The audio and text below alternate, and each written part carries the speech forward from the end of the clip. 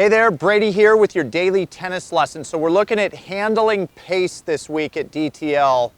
And today we're going to look at adjusting the backswing on the ground stroke when playing against somebody with a ton of pace. Okay, and I think if you've seen any of my stuff on the baseline, I really like the fact that everybody out there, your swing is your swing. I want you to make sure you're not, making these adjustments that we're going to look at today for any old player. This is specifically against the guy or girl that is hitting a ball that you really just don't see all that often. It's a ton of pace, ton of spin. It's just heavy. Okay, so let's look first at what happens when somebody hits big. It usually means we're going to hit the ball late. All right, so I want to take a look at my forehand one or two times here if I don't see a lot of pace in the ball coming in. So you see my backswing. I love the feeling of a pretty big size loop. Definitely getting that racket head above my head as I take it back into that loop. And what happens when pace comes in, if I really stick to my traditional loop, there's a very good chance I start hitting the ball late. And obviously contact point is so important. I preach contact all the time.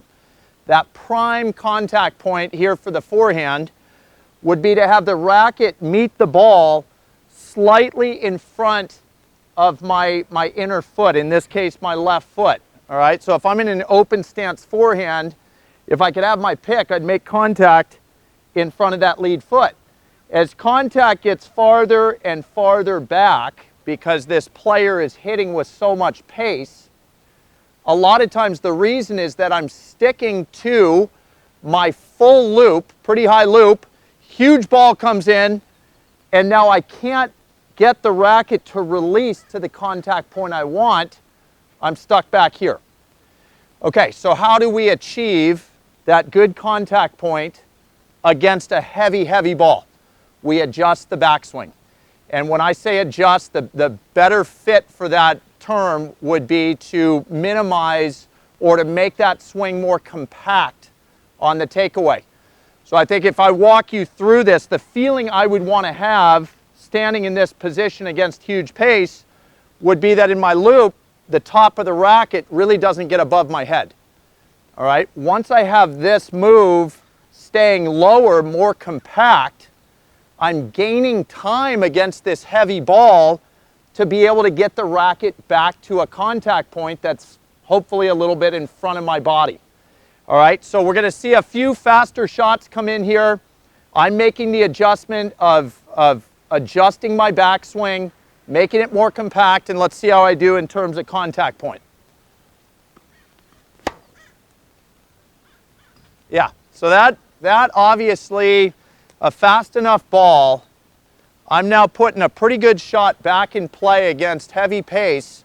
I think that backswing staying more compact, making an adjustment there is just a huge key. And then if you're wondering about follow through, this would be where I think a lot of players maybe make the mistake of going more compact here and then almost shortening or stopping the follow through. I can't stress enough, you of course still want a follow through.